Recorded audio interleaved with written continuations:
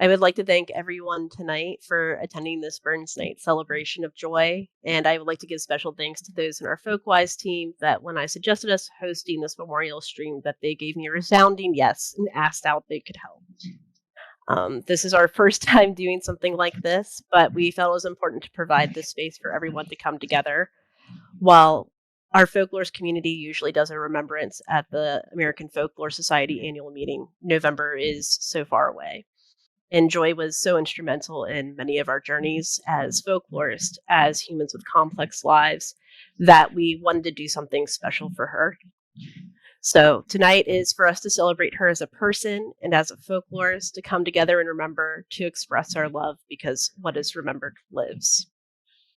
So some might wonder why Burns Night, but Burns Night, also known as Burns Supper, has been held annually since the early 1800s in Scotland and around the world, with the common purpose of this calendar custom to celebrate the anniversary of the birth of Scottish poet Robert Burns and to honor the Scotland he represented with a classic combination of haggis and other Scottish fare, a series of speeches, toasts, and recitations of Burns' poetry, and performances of Scottish music and dance, and maybe even a warming dram of a little something something. We chose tonight because those of us that loved Joy knew about her passion for Robert Burns and how deeply her Scottish roots influenced her work as a folklorist. So while this holiday is for celebrating Robert Burns, we're co opting it today and some of its traditions to also celebrate Joy. Unfortunately, for those of us stateside, we don't exactly have access to the necessary ingredients to make a haggis due to a 1971 ban on food containing lungs in the US. But we do encourage everyone to raise a glass of whatever beverage brings them comfort in honor of Joy throughout this stream. Additionally, please feel free to share your memories in chat. We're happy to read out any on your behalf, or later we are planning to welcome folks to hop into the streaming channel of our Discord to share their memories of Joy. I begin this Burns Night celebration of Joy by talking about her work as a folklorist instead of Robert Burns, though there is some obvious overlap there. The effective resonances of folklorists within our community is something that can be keenly felt when we return to their work. The essence of who they were as a person, their passions and intersectional identities, it's all deeply embedded within the words they've left behind for us. And these words are not just there for us to carry the work forward in building knowledge bases for understanding traditional culture. Instead, I invite us to find and feel these resonances of those we've loved as a form of community care, for us to find comfort in the loss, to let Joy's words in this discussion spark the sharing of our love and memories of her. For Joy, her home places of Scotland and Newfoundland were such an inherent part of her.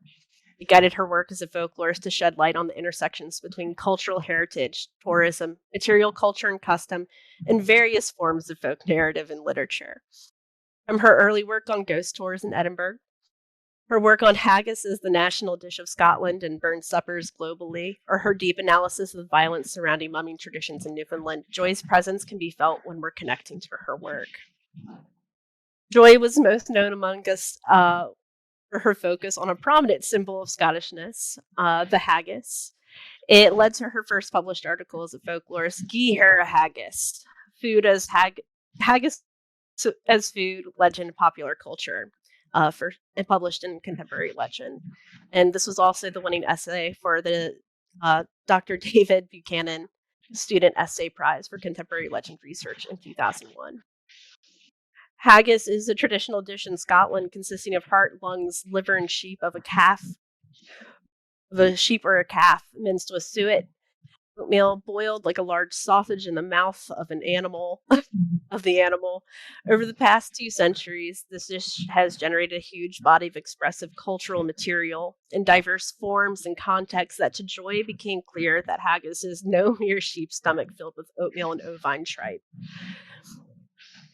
Joy's work highlights the interrelationships which link haggis as food, legend, and popular culture in terms of a highly complex set of direct and indirect interactions, transformations, and simulations taking place within and between folk and popular culture.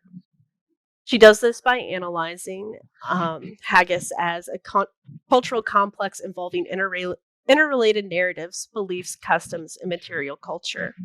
And in doing so, she offers us insight into how a foodway can come to be recognized and used by both insiders and outsiders as a powerful symbol and stereotype of Scottishness.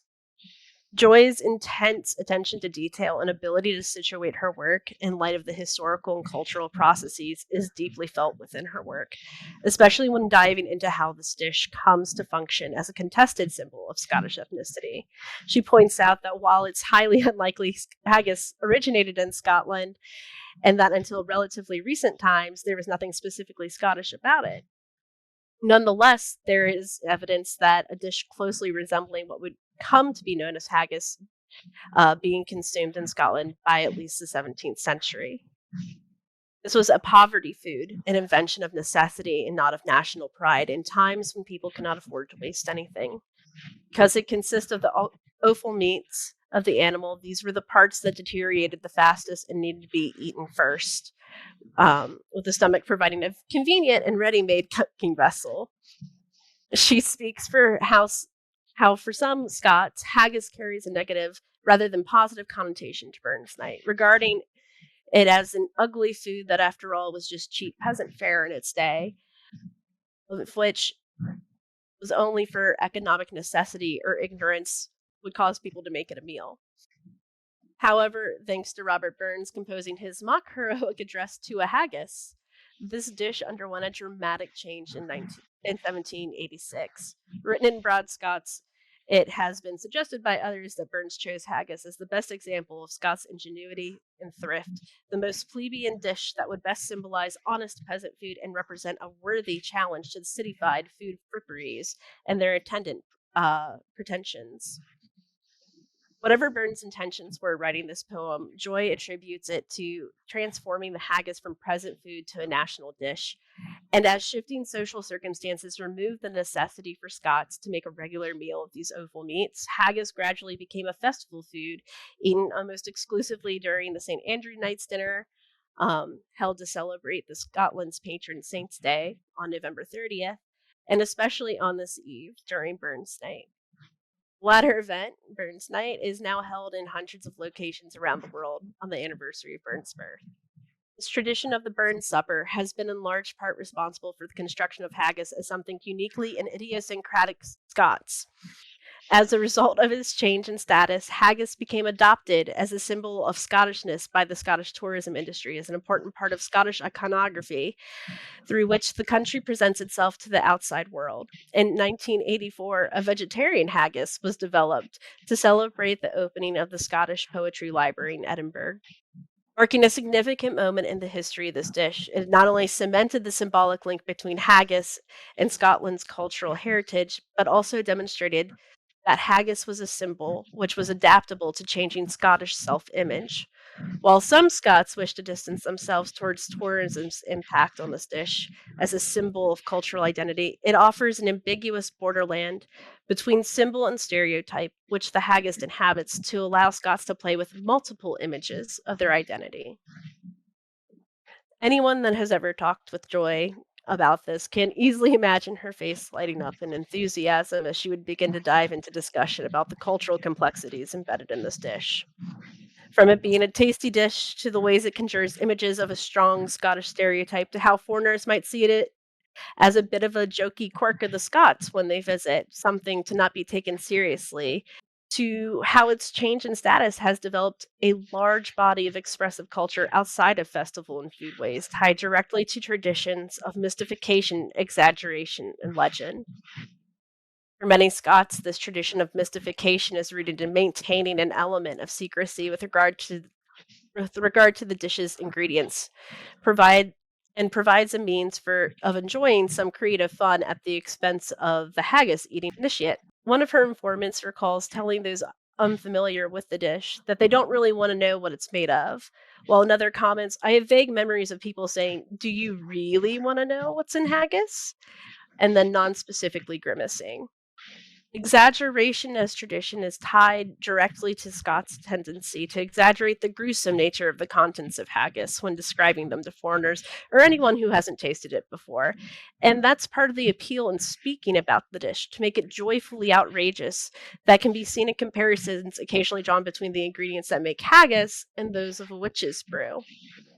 This probably stems from the fact that the preparation of haggis seems to invert normal rules of food hygiene and even to challenge the more squeamish onlookers' concepts of what is and is not edible, especially since the term haggis has been used to refer to a mixture, a hodgepodge, or a mess, with the dish sometimes being described in terms of blood and guts in a gray mottled round bag full of grody ingredients, entrails, and yucky pieces of a dead animal. One of her informants commented that in primary school that they used to ask their schoolmates if they knew what haggis was made out of and then try to make people sick who were eating it. Joy, when discussing her work as examples in her folklore classes to her students, would often act out these performances of mystification and exaggeration of haggis, relating personal memories around this dish. She would get the students involved by having them relate their own experiences of various foodways in their communities, that they might have experienced something similar. And the scrapple talk was pretty intense, if I do say so myself. And the more offal meat chats got pretty gross and hilarious pretty quick. But her students loved when she would finally dive into the third tradition she talks about, a legend found in the popular and folk culture of Scotland that portrays the haggis as a living creature that is hunted on the hillsides of Scotland in order to supply the culinary centerpiece at Burn Supper throughout the land. Visitors to Scotland, when served haggis, often ask what it is, and as part of the play, they're often told of the legend of the wild haggis that has its right leg shorter than its left. This forces it to run around and around the sides of Scotland clockwise. And when haggis is in season, hunters climb up the hillsides and confront the creatures, forcing them to reverse direction. Because the differences in their length of legs, they overbalance and tumble to the bottom of the hill, where they are located by helpers with bags to conveniently scoop them up. A favorite memory for those of us in Joy's tourism and folklore classes was her hobbling around the table as if she were a wild haggis herself to demonstrate the oddity of their gait. This haggis legend has seeped its way into popular culture via souvenirs sold to tourists, children's books, and more. And Joy brought in some of her personal collection of the cute but odd wild haggai to share with us.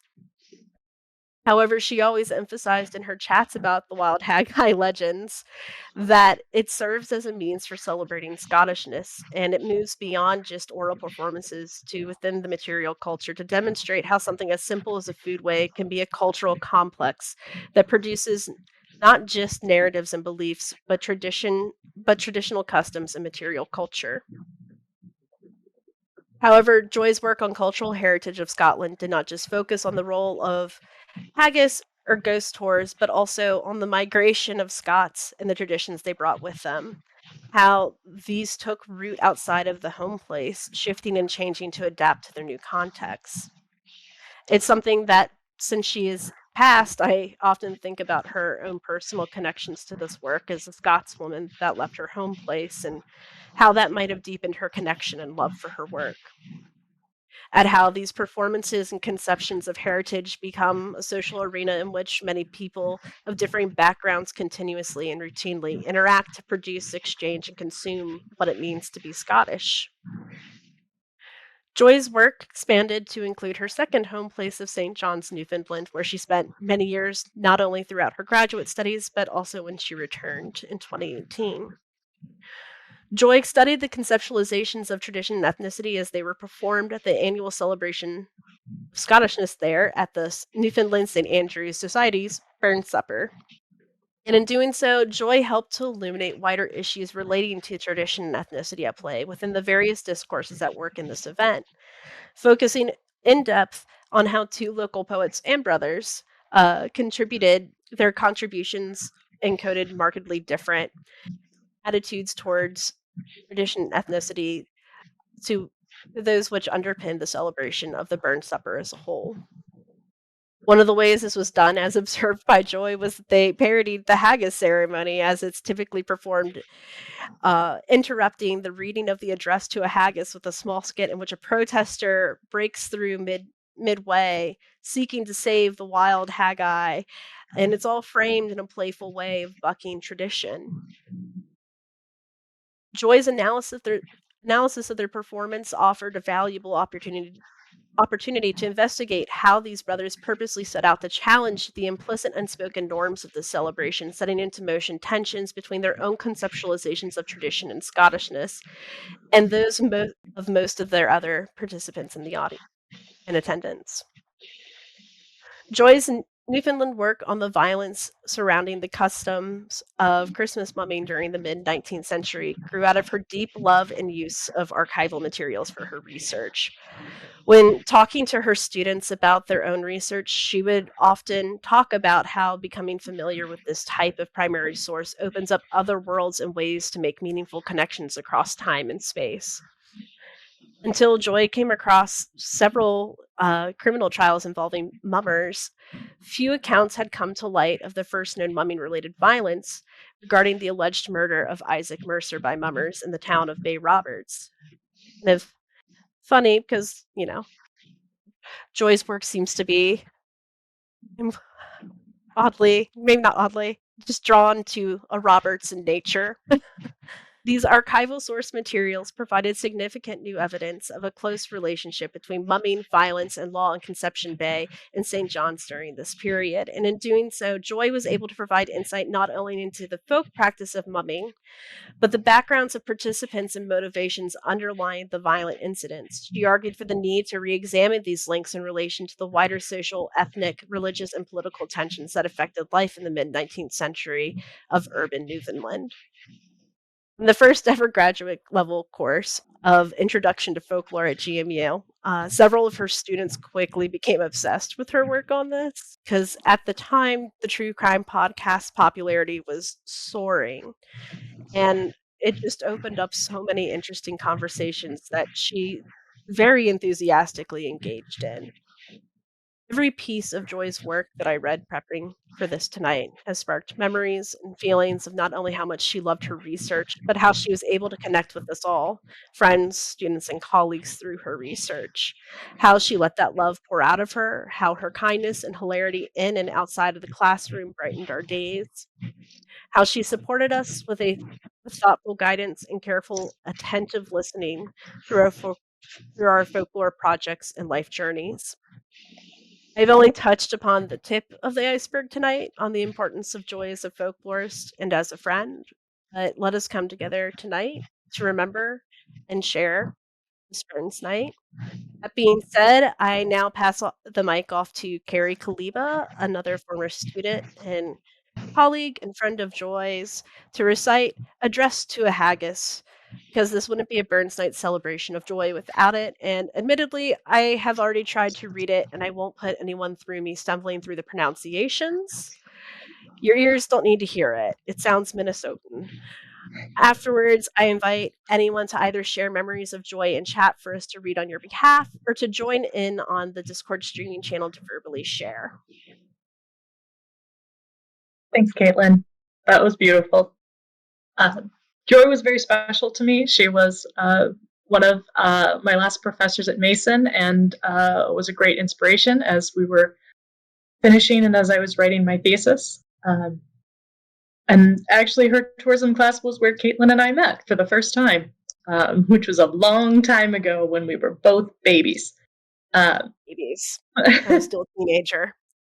But one of the things that happened in that time, in Joy's first year at Mason and my last year there, was we did have a Burns night, and she did address the haggis. So standing in for her tonight, I will, as Caitlin has said, address the haggis for us all. Typically for a Burns night supper, what this would entail is the haggis would be piped into the room. We would all stand, we would all watch our delicious, delicious haggis. I do actually really like it. It's really good. And we would all watch it arrive, and then our host would address it. So if you have a beverage, I have McDonald's Coke because I'm not at home right now, so I don't have my Scotch collection. But if you have a scotch, it's a good one to have a dram too. If you have McDonald's Coke, you have an exemption from me. And so, because I can pronounce the words. Addressed to a haggis by Robbie Burns. Fair for your honest sonsy face, great chieftain o' the puddin' race. Abune them all ye take your place, panch, tripe, or farm. Weel are ye worthy of a grace, longs my arm. The groaning trencher there ye fill, ye herdies like a distant hill. Your pin would help to mend a mill in time o' need, while through your pores the dews distill like amber bead. His knifesy rustic labour dight, and cut ye up with ready sleight, trenching your gushing entrails bright like ony ditch. Oh, and then, oh, what a glorious sight, warm reeking, rich. Then horn for horn they stretch and strive, they'll take the hindmost and they drive, till other wheel swallowed kites belive are bent like a drums. An old guideman must like to rive with thankit hums. Is there that o'er his French ragout, or olio that would sta a sow, or fricassee would mak her spew with perfect scorner, looks down with sneering scornful view on such a dinner? Poor devil, see him o'er his trash, as feckless as a wither rash, his spindle shank a good whip lash, his knave a knit, through bloody flood or field to dash. Oh, how unfit! But mark the rustic, haggis fed, the trembling earth resounds his tread. Clap in his wally knave a blade, he'll make it whistle, and legs and arms and heads will snare o' taps o' thistle. Ye powers will make mankind your care, and dish them out their bill of fare. Old Scotland wants nae skinking ware that chops and laggis. But if ye wish her grateful prayer, gie her a haggis. Slàinte y'all. Longeva. Did look up how to say that correctly. I listened to a YouTube video. Caitlin's not allowed to say Scots words anymore. I want to open up chat stream for anybody to go ahead and share any favorite memories of joy. If I were to go ahead and kick it off, one of my favorite memories of joy is I can't remember when exactly it was. We were both talking about how much we hate having our picture taken because I have small eyes that can't be seen if I smile too hard. And her main worry was also her eyes not being visible in pictures. So she used to, anytime a picture was taken, close her eyes like this. And then when the picture was ready to be taken, open them up really quick. So that way you could see her eyes in pictures. And anytime I've looked at a picture of Joy since, it's probably like 2016 or 2017, I think about Joy. I see from Dom at Hey Dom 4K. My favorite Joy quote was, "I got a lung guy in Virginia, don't worry." Which cracks me up because, you know, it's really hard to get lungs. I think she might have met him at one of the Scots things. We have like Scots festivals in Virginia.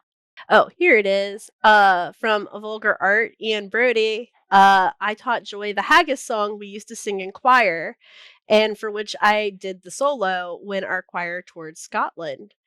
I could never track down the sheet music for it, but she heard me sing it for her. And then Marilyn's talking about read about the two different subspecies of haggai today, depending on which legs were shorter. Something like dexterous and sinisterous. And then Grim and Grimoire says, in the spirit of haggis, it was hard to tell what it was made of, but it was tasty. Says, at Deathy, that Joy quote was when Emily Burke and I were asking her about making haggis for St. Andrews at AFS, maybe at an AFS, maybe Miami or Minnesota. Gooey Demon says that they never got a chance to meet Joy, but she sounds wonderful, and a friend of my friends is my friend too. Harry's being congratulated for her amazing pronunciation. Her theater background has really come through. This is actually a real secret for y'all. My family lived in Scotland for 4 years, so all of the children were raised on Billy Connolly tapes, and we've been scolded more than a few times by old friends for our pronunciation of cities. So it comes natural. I will say, Carrie's, you're being challenged. Your Italian side is being challenged, but identities are intersectional, Dom. Um, I'm Italian and Scottish now. but I will go ahead and say that, like, for Joy, I'm forever grateful having her in my life. She got me through a lot in grad school. We bonded a lot, I think, over home, because when I met Joy, I was still living in Fairfax, dealing with having to make some hard decisions about moving home. At 18-year-old me was hard against it. Mid-20s Caitlin was making adult decisions, and I will say that Joy's tourism class provided a way for me to become re-enchanted with my own home place, looking at not only the historical context that shaped it and how that plays out into the present, but also how so many things in my area have been changing um, for the better, and how they've been adapting to people moving in, people moving back. Um, and all of my stuff is on apples instead of haggis, so I got a weird, complex relationship with apples. And Grim and Grimoire, it's Ken, who is also another one of Joy's students, took several of Joy's classes. And while he does not particularly have a special memory, he has a lot of memories of her day to day enthusiasm for her students and the various topics we were discussing, which I guess are all special memories. And she was a truly wonderful person. I will say that, like, Joy was important enough that she was included in a lot of life moments. One of my favorite pictures of her is actually attending Annie and Marissa's wedding, because she just looks so happy in it. You know, another thing about Joy is that she was somebody who's very generous with her home. I know, not just for me, but for other students and colleagues, she was often, like, the first person to be like, "You can crash with me. Come to Newfoundland. Come to St. John's." Um, and actually, because of Joy, she's the reason why I finally left the United States. Uh, Granted, I didn't leave North America, but it still counts. This is Daisy on the back end who's managing the Twitch stuff behind the scenes. But I just wanted to say, in repetition of what I shared with Caitlin and Chrissy and Carrie back here, is that, I didn't know Joy personally. And it just kind of like Gooey Demon posted in the chat, other folklorist. And yeah, I know I'm dream braining right now, Tom. But I was very touched by the way that the folklore community and my friends responded in sort of shock and sadness to the announcing of her death. It just showed how much she meant to all of us, near and far. And a person with that kind of impact, I just think is, so special and deserves honor. And I really hope that wherever Joy is out in the ether right now, that she would be happy that we're having Burns Night, and that maybe she's raising a glass somewhere to us as well. This is the first time we've ever done something like this on stream. And I think that also demonstrates the impact that Joy had on, past students, but also the folklore community in general. So thanks everybody for being here, but mostly thanks to Joy for all of, contributions to the field of folklore, to students, and to the lives that she touched along the way, near and far, that we may know about or don't know about. So thank you, Joy. Right. With love, Solange va. Yeah. Okay, help me say it. Solange va. Am I doing that right? That's what YouTube told me. All right, YouTube. We're gonna take your word for it. I think if we hang around for a few more moments, we might convince Ian to join us and sing the Haggis song. Oh, So- Really? It does appear so that more and more he's being tempted. Is there a one Ian Brodie present?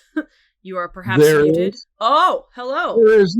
You know how you kids have all your fancy intellectual internet stuff, and I'm just trying to figure out how to turn on the camera. Can I just say thanks for setting this up? Joy, it was just a wonder. You know that. So enough from me about that. But yeah, so I can't believe I'm doing this. But when she was doing her work on the Haggis, I met Joy at the folklore department at MUN. I got there in '99 when my wife was started taking some undergraduate courses there, and then my wife started the MA in 2000, and I started the PhD in 2001, and my wife started the PhD in 2002. So we kind of staggered. But Joy was there like at 99. I guess she just started her MA, so she was sort of in a weird way, sort of a senior to me in the folklore department, despite the fact that I have a couple of years on her. But many people are like that. And she was doing her work on the Haggis and had gotten the bucket and things. And I asked her if she'd ever heard the Haggis song. And it was something that we sang in my choir. I went to an incredibly terrible, misogynist, all boys school. It's like Harry Potter, if everything about Harry Potter is even worse than Harry Potter books are now, except without even the benefit of ladies around. So it was in the school choir, we were taught the Haggis song, and the Haggis song was something that somehow I started getting the solo parts, and they weren't the solo in terms of singing. I was the only one who could do the terrible Scottish accent that required the spoken word sections. So that's the song that I taught her. And I don't know, it didn't make her written work. I don't know if her manuscript for Haggis song ever that she was preparing about the Haggis included the song. This was in the days prior to YouTube and early internet, so it was not available. I think you could probably find a better performed song than the version I'm about to render, but I might as well provide it. I can't do the musical accompaniment, but it's in some kind of faux Scottish thrum. And again, there's a lot of shouting and excited Scots accents that you have to imagine being emanated by an 11-year-old boy, who are various body parts of which have yet to drop. So here we go. The haggis season has begun. All over Scotland, every gun is taken down with loving care, though some prefer the haggis snare, for haggis are a wily lot, that's why they are so seldom shot. We're the haggis, aye hooray, we'll live until next Hogmanay. Drum, drum. Then hidden in the Highland heather, great hairy clansmen clan together, having laid the haggis bait, a lifelike haggis on a plate. One cries out loudly, "There's the new!" which means the haggis is in view. We're the haggis, aye hooray, we'll live until next Hogmanay. Bum, bum. It's flying upside down and low, the guns all fire, but they're too slow, for though it's rather old and fat, they're awful hard to hit like that. Faux bagpipe solo. And as it flies off in the mist, great hairy clansmen shake their fist and scream their curses to the crags, and stamp on empty haggis bags, and so the haggis get away to live until next Hogmanay. And that's the reason it's so rare, this strange traditional Scottish fare. We're the haggis, aye hooray, we'll live until next Hogmanay. We're the haggis, aye hooray, we'll live until next Hogmanay. Yes! And that, my friends, is the end. Oh, that was so good, Ian. Rest in power, Joy.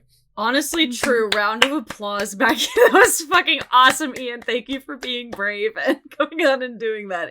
I'm sure it sounded exactly the same as when you were 11. 100%. Totally and utterly. All right, Wonderful. I'm out. Thanks. Love you all. Have a good Bye-bye. night. Love you, Ian. Much love. All right. We had some singing. We had Haggis in a way. We had the Burns address. Happy Burns night. And we love you, Joy.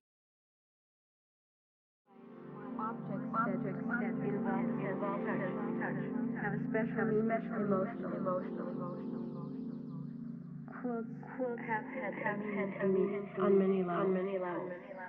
making quotes helped me to get a sense of my own space, sense of finding my way, sense of really working my way out of the labyrinth.